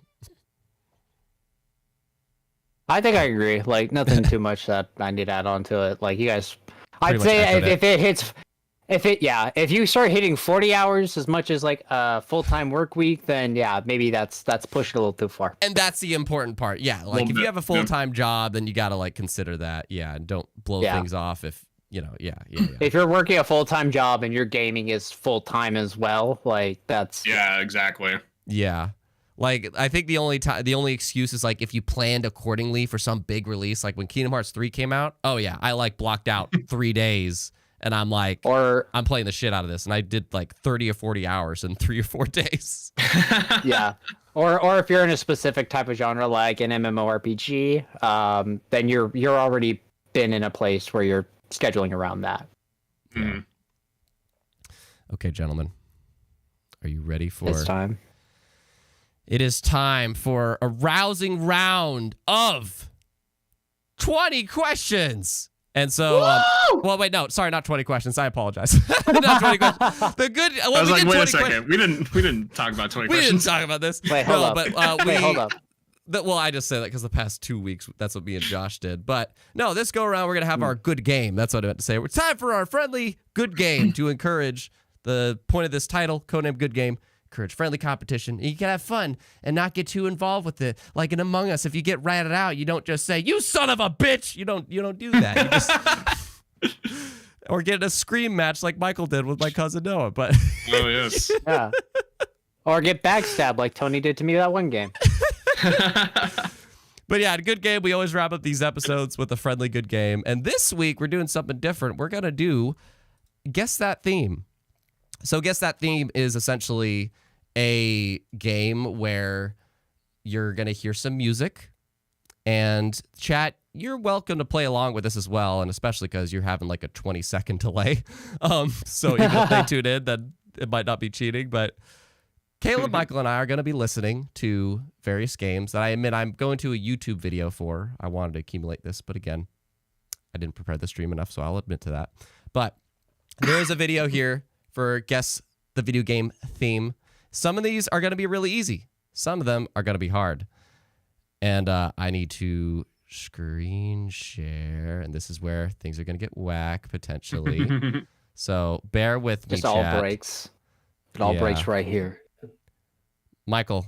Yes. Okay, Michael and Caleb, to give me time, favorite video game soundtrack of all time. Of all time? What do you think it is? Of all, Caleb, you can go first. I have to think I'll about say this. mine. Mine is Outer Wilds. Yeah. Oh, it's such a good one. Outer Wilds is a that's phenomenal such a good soundtrack. So if anything came up from that, I'd be like, Caleb's like shit. Well, for me, it's like it's a toss up because like I remember after Persona 5 came out, I was listening to that soundtrack nonstop for months. But I think more recently, if I had to do like a quick top 3, like gun to my head, top 3, in no particular order, probably Persona 5 Royal specifically. Outer Wilds. Nice. I'm totally with you. I've been listening to that soundtrack so much ever since I played that game. And unironically, Omori. Some of the best like most powerful like MIDI tracks ever that I've ever heard from any game ever. Like Caleb, they're not even like one? fully orchestrated. Oh God. It's just so many to freaking choose. I'm just gonna cop out and say Smash Ultimate. That is a no, you're right. That's a cop out. I wanted to avoid Smash Ultimate. I can't like trust me. It's got to be like I just like the original tracks in that game. Yeah, just the original Smash music. Because I'm thinking Persona 5 Royal. I love a few of the Yakuza game soundtracks. Amori, he said. Undertale's great. Outer Wilds, you said. Like, it's just, I love video game music, man. I can't. Yep. It's like having me choose one of my babies. And that's why I fully expect you to win this because, every time we play this, you always, for background to the chat, Caleb usually always gets this. So, I got an ear for boys, this do you stuff, get man. my screen share on your thing? Oh yeah. Yeah. Okay. Dope. And the OBS layout is working. Caleb, we fixed that problem, dude. Good job. Caleb and I were troubleshooting this Friday night. So, okay. So chat, you can feel free to play along. We'll probably hit 10 or 15 games here. This is like 100 games, and they're gonna be some easy, some medium, some hard. I kind of skimmed through to see some of the titles.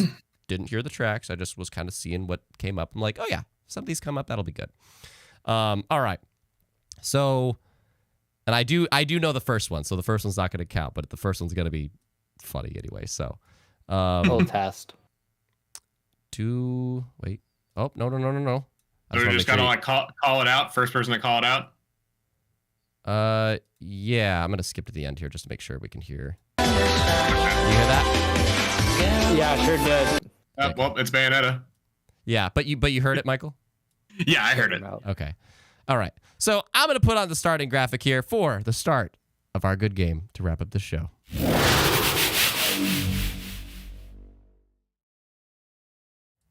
Okay. So I just had a little start graphic. Okay. So let us begin. I know I might have saw some things, but shut. Okay. Okay, I'll forget about it in the next 10 seconds. All right. I'm going to write down our points. Here we go. Oh, sorry, and I didn't answer your question. Are we just gonna say it out loud? Or do we have to wait until the end of the? Let's keep it to ourselves, and then when it gets to 1 second, like I'm gonna pause and just be like, "Who's got it?" kind of a thing, and just honor system. You know what I mean? Like it's gonna get to 1, I'm gonna pause and just be like, "All right, I think that was Bayonetta," and Michael's be like, "Yeah, that's what I had to," and Caleb's like, "Actually, you're both wrong. It's this." I'm like, "Oh, okay, let's go." Kind of thing. But honor system, if they thought of it and you didn't, you can't take credit for that. So sure. Yeah, and I feel like we can choose to take the L if we really don't know. We don't have to guess. Yeah, exactly. Yep. So, okay. Have fun. Have fun. GG. Oh. Fire Bros. Come on. Yeah. This is the warm-up one, so. Like, that's... Like, I'm sorry for blurting it and going against the rules of heckling, but it's just like, come on, I was bro. about to say. Should we do that? Okay, wait. Maybe, chat, should we be like whoever blurts it out first and then you could be the tiebreaker, or should we just all? Maybe that might be more fun. Let's actually do that. Let's blurt it out, and then chat's gonna be like, if we need a tiebreaker, they're gonna be like, oh no, it was that dude first. So Okay. we're gonna do our blurt out system, how we actually play this in person. This is a game. So Fun easy. fact: we play in person. So I wonder if you should go forward in the video a bit, because I think these first few are gonna be you wait. stupidly easy. Just you wait. You wait. Okay. All right. First legit one. Here we go.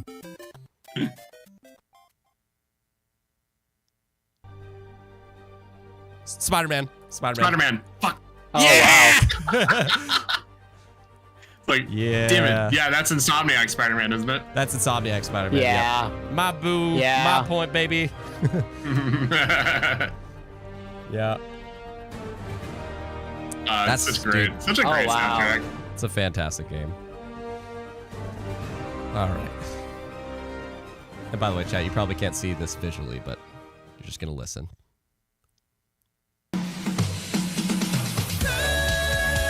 It's Cruising. Cruising USA. Cruising Blast. Yeah, I'll give that. I'll give that. Cruising That was Blast. Michael. Michael That got was it. Michael. What was it? Oh, it's Cruising. Yeah, Cruising Blast, Cruising USA, or something like that. It was the one I on can only give it Switch. to him. Cruising Blast. Yeah, I have to give it to him because motherfucker sings it like every other day. I love that song so much. All right, Michael and I won. Yeah, right there. We'll go to Sorry round if I 16. screamed into the mic. You're I good. got so I know. excited. I was like, I couldn't even understand. I'm just like hearing. I'm just hearing How, like- Caleb trying to talk, and Michael's like, cruising. I'll try to keep That's my why- volume down. No, it's like I was trying to call my answer, but it's like no, it's Michael's. This is Michael. this deserves to go to Michael. I only Yeah, know it because 100%. of Michael. Yeah. Exactly. Exactly. All right. Crash Bandicoot. Crash. Oh, No, nice. That you was said me. the full name. I am was so. the I can't believe I didn't like Ba-da-ba-da-ba. immediately it's recognize just that. the whatever Yeah. instrument. Yeah. Yeah. I need to get the points when I can because I know there's gonna be some of these that like Caleb's just gonna steal it. So I'm like, I just got to be as fast as possible if I have a chance. Yeah, you've learned. I've learned. Don't give me time to think. Exactly. All right. It's Oh, So Earthbound. it's Super Smash. For Smash. Oh no, it's Earth. Is it? Shit. It's Earthbound from Smash Melee. I feel like we're all jumbling there. What's that? Onet Stage from Smash Brothers Melee. How about that? Should we just give it to Caleb? I don't know. Wait, We're wait, okay. let's see what pops He up. got the actual like game the remix is from. Okay. All I right. just said Earthbound. Yeah. Yeah, they were gonna say I'll give it Earthbound. to This Caleb. is 100% the Smash remix of it. Okay. See, and that's Oh, even yeah. better. So I'll give it to Caleb. That's what I was just thinking of Smash, but I'm like, yeah. Okay. That's 100% the remake. Ace Attorney. Ace Attorney. Oh. I don't know which game, but I'm pretty sure it I is think you're right. I don't know. It whatever does sound very much like DS Capcom-y. I'm gonna say Ace Attorney, whatever the name. You guys know what I'm talking about. Project Cross Zone. Yeah. Okay. I got it, guys. It's Ace Attorney. Ace Attorney. Phoenix. Wow, how Wright. did you get that? Okay, the only reason is because in the Among Us Social Madness where I had like a bunch of YouTubers in, I was looking for Yeah. like fun game soundtracks. Oh. And like I just came across Ace Attorney soundtracks. I'm like, oh, these are good. So yeah. All right. Mega Man? I Scott don't know. Pilgrim? No, that's not. Sounds like Scott Pilgrim. I'm I have no going guess. with. Marvel Mega versus Man. Capcom. I don't know. Okay. which Okay. one, So though. Michael's going Mega Man. I'm going Marvel versus Capcom. Caleb, what did you said something before? Stick with it. He said But, Scott like, did. Pilgrim. Scott I Pilgrim. did. I'm Let's gonna go. stick with it because there's another game I can't think of. 20XX. What? Never mind. Okay. Mega Man adjacent. Is that what Mega it Man is? adjacent. You're not wrong. Yeah. That's legit Little what it indie is? game called 20. Yeah. Indie game from 20 called 20XX. I think we all can take the L on that one. For those Oh, that yeah. like I have it on screen here. Yeah, so that's what it is. If for those watching, yeah. So it's 20XX. I don't know. If that's A Mega Man little, adjacent. It's a little indie game inspired by Mega Man. So Does that Yeah. count? no, Should we- No. Inspired is not I'm Mega down. Man. Yeah. Okay, so no count there. So no point there. Okay. No points. No You're pointage. It currently was Mighty sitting at, number 9, maybe. we're currently sitting at me 3, Michael 1, Caleb 1. Okay. Close, Michael, though. Close. Yeah. It sounds so like Scott Pilgrim-y, whoever did Anamaguchi. Nope. I'm out. I'm out too. It's a bop though. Yeah, I'm out. Dang. Wow, one that just has all of us stumped. Okay. My God, you found a good one Yeah, this time. I'm glad I found a good one. Bomberman. Oh. It is It's Bomberman. Super Fuck, Bomberman. Super Bomberman R. Caleb. I thought Bomberman so hard. I was thinking not Bomberman R, but I was thinking Bomberman. Damn You it. should have just went with it. Like, I should have. Just go with your gut, dude. It's Persona 4. Yeah. Oh. damn it. Damn it. Ba, ba, Dun, ba, dun, da, dun, dun, ba. dun, dun, dun, dun. It sounds like it'd be from Persona 2. Yeah. Watch it just say the Persona series, and it shows Persona 5. I will Okay, throw. yeah, Persona 4 Golden. Nice. Michael got a point. Yep. It's one of my favorite battle themes. By the way, like, ever. visually, It's just fantastic. FYI, best girl right there. Okay, Hey. anyways. Yeah, my man. Michael's like, hey. I'll be the only guy tipping for Don't you say you're cultured. Resay? Yeah, Resay. 1, 2, 3. Formerly, you could go. Okay. Yeah, well.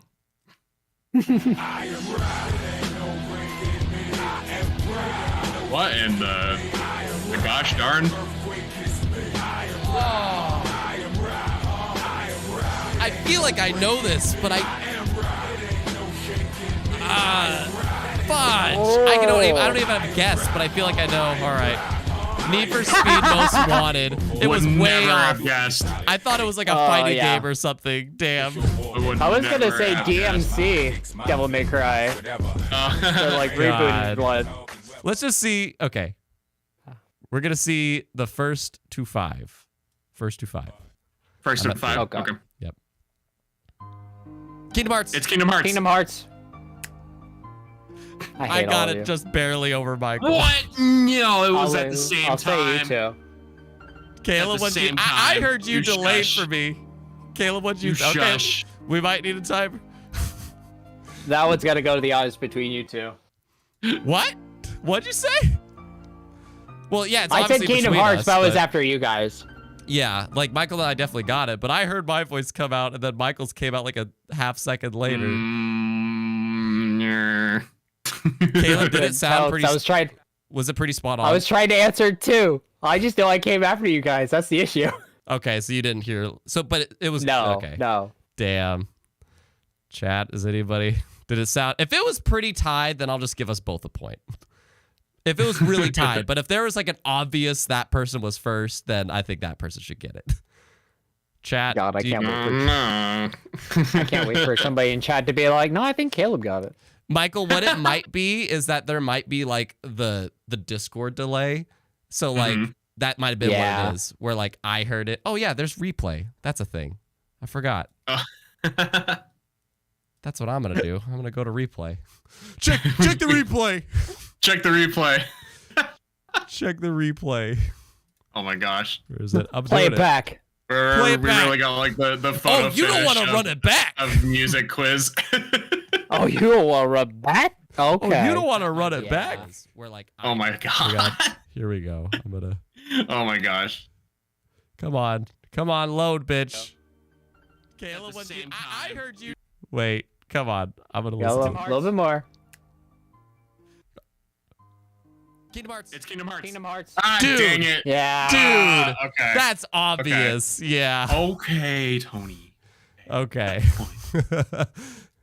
But then again, Check the that mod. could have been the Discord too. It could have been. Maybe. But, Okay. Well, no. Yeah. All right. Yeah. all right. I saw it plain as day.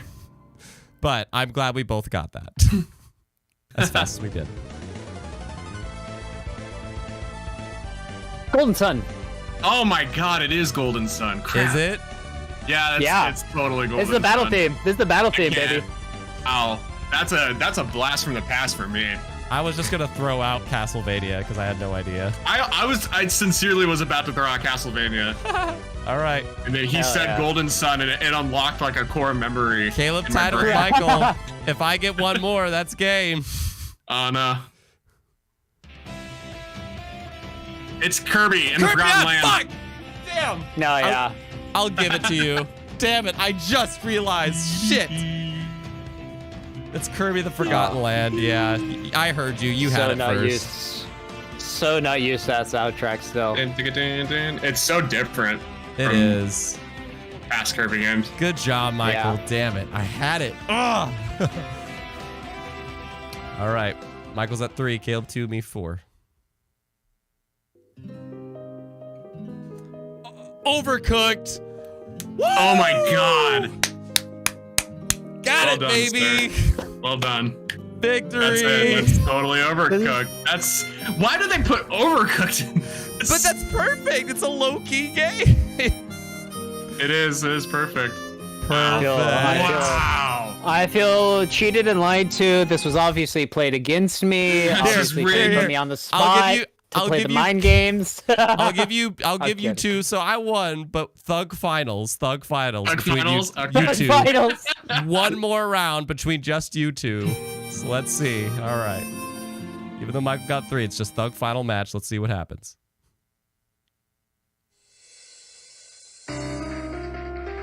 I like it. I don't know. Oh yeah, It sounds it's so familiar. familiar though. Yeah. I don't even have a guess. I don't even have like a gut guess. Either. I like it, whatever it Poppin'. is. No, fuck it. No. Gang it roleplay, just for fun. Okay. Oh my! It was. I threw this name out on a past like thing for shits and giggles. I didn't think they'd actually put a Project Oscar song in here. Why? It's a great soundtrack. Thug I've never Finals, heard it nobody gets a before. point. Come on. Okay, one more. Come on. Sonic Adventure 2. Sonic Adventure 2. You both, and it was a tie. Oh my god! He said the full name first. I said Sonic. Fair. I heard him say Adventure 2 in my ear before I said it. Fair. All right. We'll give that to Caleb. So Which we is kinda- tied. Yes. which is- I was about to say, It's which funny. is So kind we of tied for perfect last because that. now. Yeah, that's perfect because it tied you guys out. Cool. Must keep Fine. We'll just get the second and third. Okay, so now it's the real Thug Finals. You guys are Oh my fighting over. god. Now you're fighting over. Now you're fighting over second place. Okay. Now Oh it's my an God. actual. It's funny because when Tony won, we could have just called this and you would have gotten second. Yeah, it's true. I know what this is. I know You- what this is. You do? Yep. I deserve to be the winner. Oh my god, it's so familiar. Yeah. I've only played the game a little bit. I don't know. Tunic? It's Hollow Knight. Yep. Hollow Knight. Knight. Yep. Oh my god, that's why. Because I'm with you. I only played a little bit of it, but that was so calling it long that. ago too. The only reason Okay. I know this is because like I listen to all these like YouTube playlists of like chill music to listen to while you work. Yeah, Hollow Knight comes up. a Hollow lot, Knight is so, up there.